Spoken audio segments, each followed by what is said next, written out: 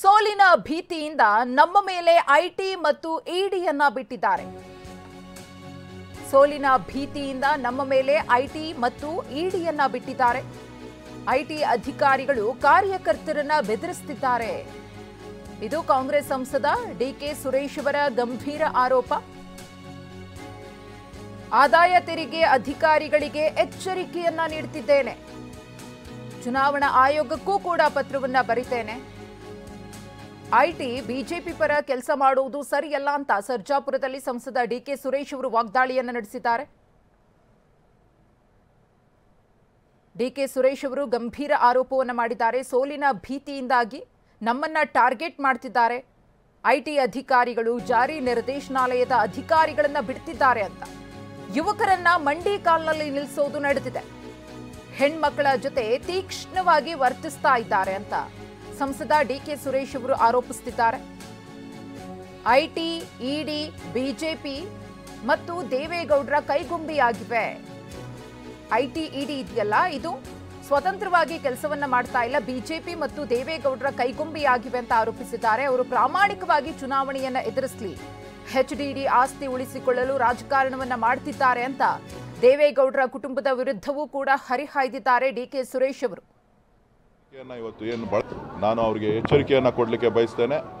ನಾನು ಈ ಸಂದರ್ಭದಲ್ಲಿ ಚುನಾವಣಾ ಆಯೋಗಕ್ಕೂ ಕೂಡ ದೂರನ್ನು ಬರೀತಾ ಇದ್ದೇನೆ. ಮತ್ತು ಐಟಿಗೆ ಸಂಬಂಧಪಟ್ಟಂಥ ಯಾರು ಇಲಾಖೆಯ ಮುಖ್ಯಸ್ಥರಿದ್ದಾರೆ ಅವರೇನಿದ್ರು ಪರಿಶೀಲನೆ ಮಾಡಬೇಕು. ಅದನ್ನು ಬಿಟ್ಬಿಟ್ಟು ಹೆದರಿಕೆ ಆಗ್ತಕ್ಕಂಥದ್ದು, BJP ಪರವಾಗಿ ಅವರು ಕ್ಯಾನ್ವಾಸ್ ಮಾಡ್ತಕ್ಕಂಥದ್ದು, ಯಾವ ಥರದ ತಂತ್ರಗಾರಿಕೆಯನ್ನು ಇವತ್ತು ಏನು ಬಳಸ್ತಾ ಇದ್ದಾರೆ, ಇದು ಅಕ್ಷಮ್ಯ ಅಪರಾಧ. ಇದೇ ರೀತಿ ಮುಂದುವರಿತು ಅಂತಂದರೆ ಉಗ್ರ ಹೋರಾಟವನ್ನು ಐಟಿ ಅಧಿಕಾರಿಗಳ ಮುಂದೆ, ಸಂಬಂಧಪಟ್ಟಂಥ ಚುನಾವಣಾ ಆಯೋಗದ ಮುಂದೆ ಮಾಡಬೇಕಾಗ್ತದೆ ಅಂತಕ್ಕಂಥ ಎಚ್ಚರಿಕೆಯನ್ನು ನಾನು ಈ ಸಂದರ್ಭದಲ್ಲಿ ಕೊಡ್ಲಿಕ್ಕೆ ಬಯಸ್ತೇನೆ. ಬಾಲಕಿ ಅಪಹರಿಸಿ ಆಸ್ತಿ ಬರೆಸಿಕೊಂಡಿದ್ದಾರೆ ಅನ್ನೋ ಆರೋಪಕ್ಕೆ ಸಂಬಂಧಪಟ್ಟಂತೆಯೂ ಕೂಡ ಡಿಕೆ ಸುರೇಶ್ ಅವರು ಆಕ್ರೋಶವನ್ನ ಹೊರಹಾಕಿದ್ದಾರೆ. ಎಚ್ಡಿ ದೇವೇಗೌಡರು ಡಿಕೆ ಶಿವಕುಮಾರ್ ಅವರ ಮೇಲೆ ಒಂದು ಗಂಭೀರ ಆರೋಪವನ್ನ ಮಾಡಿದ್ರು. ಬಾಲಕಿಯನ್ನ ಕಿಡ್ನಾಪ್ ಮಾಡಿ ಆಸ್ತಿಯನ್ನ ಬರೆಸಿಕೊಂಡಿದ್ದಾರೆ ಅಂತ ಹೇಳಿ ಆ ವಿಚಾರದ ಬಗ್ಗೆಯೂ ಕೂಡ ಮಾತನಾಡಿದ್ದಾರೆ. ದೇವೇಗೌಡರು ಕ್ಷುಲ್ಲಕ ರಾಜಕಾರಣಕ್ಕೆ ಹೆಸರುವಾಸಿ. ದೇವೇಗೌಡರು ಹಿರಿಯರಿದ್ದಾರೆ, ಹೆಚ್ಚು ಮಾತನಾಡಲು ಹೋಗಲ್ಲ. ಅವರೇನು ಆರೋಪ ಮಾಡಿದ್ದಾರೋ ಆ ಆರೋಪಕ್ಕೆ ಮುಂದಿನ ದಿನಗಳಲ್ಲಿ ತಕ್ಕ ಉತ್ತರವನ್ನ ಕೊಡ್ತೇವೆ ಎಂದಿದ್ದಾರೆ ಡಿಕೆ ಸುರೇಶ್. ನಾನು ಡಿಕೆ ಶಿವಕುಮಾರ್ ಕಲ್ಲು ಹೊಡೆದ್ರು ಅಂತಾರಲ್ಲ, ಅವರ ಕುಟುಂಬದಲ್ಲಿ ಕಲ್ಲು ಹೊಡೆದಿರೋದು ತೋರಿಸ್ತೇವೆ. ಯಾರ್ಯಾರ ಜಮೀನನ್ನ ಹಾಕೊಂಡಿದ್ದಾರೆಂದು ಮುಂದಿನ ದಿನಗಳಲ್ಲಿ ತೋರಿಸ್ತೇನೆ ಅಂತ ಸರ್ಜಾಪುರದಲ್ಲಿ ಕಾಂಗ್ರೆಸ್ನ ಅಭ್ಯರ್ಥಿ ಡಿಕೆ ಸುರೇಶ್ ಅವರು ತೀವ್ರ ವಾಗ್ದಾಳಿಯನ್ನ ನಡೆಸಿದ್ದಾರೆ. ಮತ್ತು ಯುವಕರನ್ನ ಒಂಟಿ ಕಾಲಲ್ಲಿ ನಿಲ್ಲಿಸುವಂಥ ಕೆಲಸಗಳು ನಿನ್ನೆ ನನ್ನ ಡ್ರೈವರ್ ಮನೆಯಲ್ಲಿ ಕುಟುಂಬದಲ್ಲಿ ನಡೆದಿದೆ. ಇದು ಎಷ್ಟು ಸರಿ ಅಂತಕ್ಕಂಥದ್ದು ನಾನು ಹೇಳಲಿಕ್ಕೆ ಬಯಸ್ತೇನೆ. ಸೋಲುನ ಭೀತಿಯಿಂದ ಈ ಥರದ ಒಂದು ಪ್ರಕರಣಗಳು ಇವತ್ತು ನಮ್ಮ ಮುಂದೆ ಕಾಣ್ತಾ ಇದೆ. ಐಟಿ ಅವರ ದೌರ್ಜನ್ಯ, ದಬ್ಬಾಳಿಕೆ, BJPಯವರ ಕೈಗೊಂಬೆಯಾಗಿ ಕೆಲಸ ಮಾಡ್ತಾ ಇದ್ದಾರೆ. ಮಾಜಿ ಪ್ರಧಾನಮಂತ್ರಿಗಳ ಕೈಗೊಂಬೆಯಾಗಿ ಕೆಲಸ ಮಾಡ್ತಾ ಇದ್ದಾರೆ. ಇವತ್ತು ಸೋಲಿನ ಭೀತಿ ಕಾಡ್ತಾ ಇದೆ. ಅದಕ್ಕೋಸ್ಕರ ಇಂಥ ಒಂದು ಕೃತ್ಯವನ್ನು ಮಾಡ್ತಾ ಇದ್ದಾರೆ. ಅವರೇನಾದರೂ ಇದ್ರೆ ಚುನಾವಣೆ ಇತ್ತು ಅಂತಂದರೆ ಜನರ ಮುಂದೆ ಹೋಗಿ ಕೇಳಬೇಕು.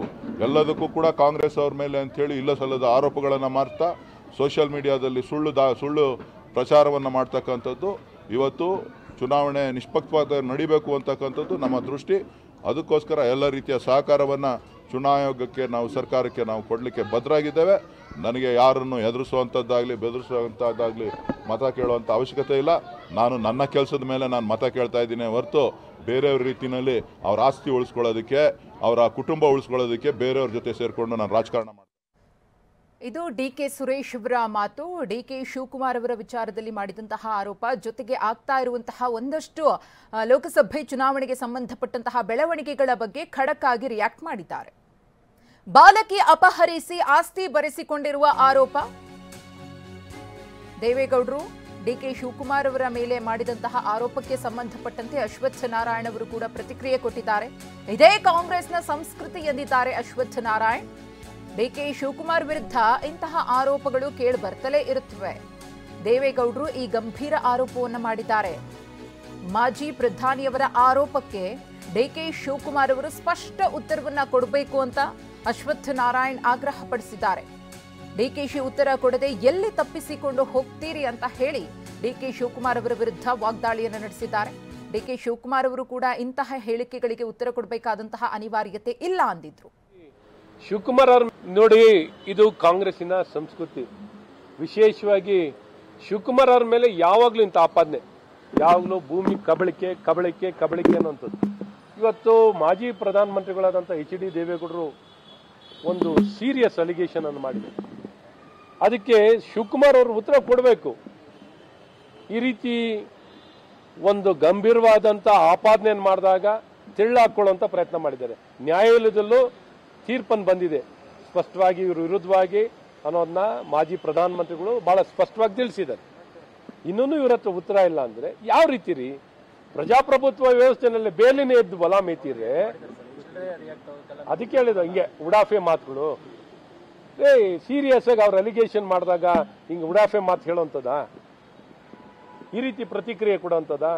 ಒಂದು ನೀವೇನು ಸಾಮಾನ್ಯ ಮನುಷ್ಯ ಅಲ್ಲ, ನಾಗರಿಕರಾಗಿರ್ಲಿಲ್ಲ. ನೀವು ಈ ರಾಜ್ಯದ ಉಪಮುಖ್ಯಮಂತ್ರಿ, ನಾಡಿನ ಜನತೆ ಕಾಪಾಡೋಂಥವ್ರು, ಜನತೆನ ಕಾಪಾಡೋಂಥವ್ರು. ನೀವೇ ಈ ರೀತಿ ನಡ್ಕೊಂಡ್ರೆ ಬೇರೆ ಯಾರಿಂದ ಉತ್ತರ ಬಯಸ್ಬೇಕು? ನೀವು ಉತ್ತರ ಕೊಡ್ಲೇಬೇಕ್ರಿ. ನಿಮಗೆ ಬದ್ಧತೆ ಇದ್ರೆ, ನಿಮಗೆ ಜವಾಬ್ದಾರಿ ಇದ್ರೆ, ಎಲ್ಲ ಒಂದ್ ಕಡೆ ಸೂಕ್ಷ್ಮತೆ ಇದ್ರೆ, ಕಾನೂನನ್ನ ಗೌರವಿಸುವಂತವ್ರಾಗಿದ್ರೆ ಉತ್ತರ ಕೊಡ್ರಿ. ಉತ್ತರ ಕೊಡ್ರೆ ಎಲ್ಲಿಗೆ ತಪ್ಪಿಸ್ಕೊಂಡು ಹೋಗ್ತಾ ಇದ್ದೀರಾ? ಈ ರೀತಿ ಉಡಾಫೆ ಮಾತುಗಳನ್ನ ಬಿಡಿ.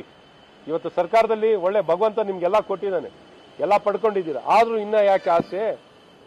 ಬರೀ ಲೂಟಿ ಲೂಟಿ ಲೂಟಿ ಲೂಟಿ ಸರ್ಕಾರ ಅಂತ. ಕಾಂಗ್ರೆಸ್ ಸರ್ಕಾರ ಅಂದ್ರೆ ಲೂಟಿ, ATM ಸರ್ಕಾರ ಲೂಟಿ ಮಾಡಿ ಜನ ಕೊಟ್ಟಂತ ಅವಕಾಶದಲ್ಲಿ ಇರೋರೆಲ್ಲ ಲೂಟಿ ಮಾಡೋರೇ ಇದ್ದಾರೆ ಕಾಂಗ್ರೆಸ್ನಲ್ಲಿ.